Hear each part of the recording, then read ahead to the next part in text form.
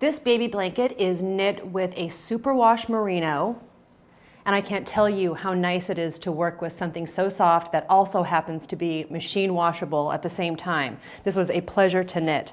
I want to walk through the charts that we use in knitting this cabled Afghan so that you're comfortable with doing that.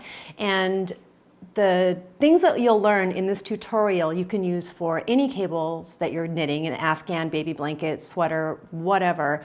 But if you want to follow along with this specific pattern, it's available for purchase and download over at VeryPink.com. So the first thing we're going to look at is the chart A. And I call this a moss stitch chart.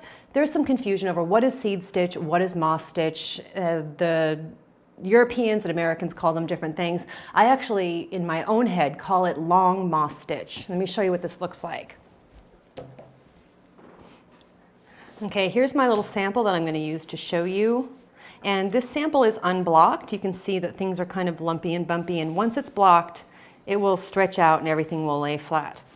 So the chart A is what we use for a bottom border, and it's the border on both sides. It also appears in the middle of the Afghan as well.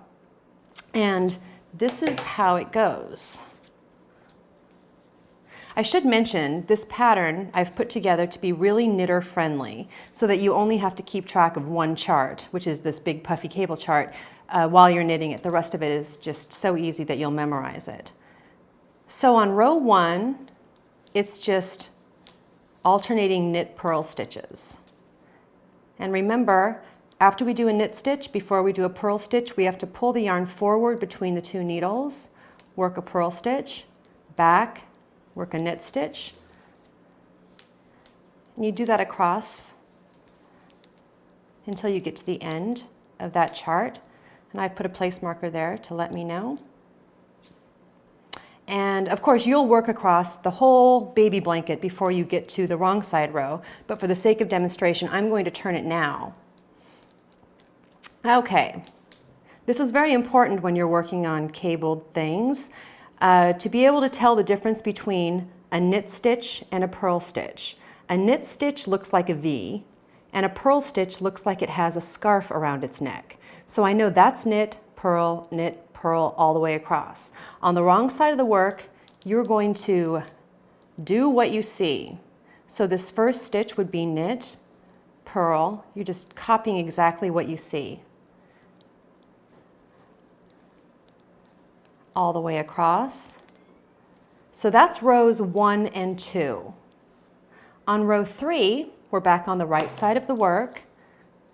You're going to do the opposite of what you see. So we have knit, purl all the way across. So we're going to work purl, knit all the way across. And then on the wrong side, we just copy what we see. So the effect is that you have seed stitch or moss stitch, but it's long. It doesn't change every row, it changes every other row, and it gives a cool effect.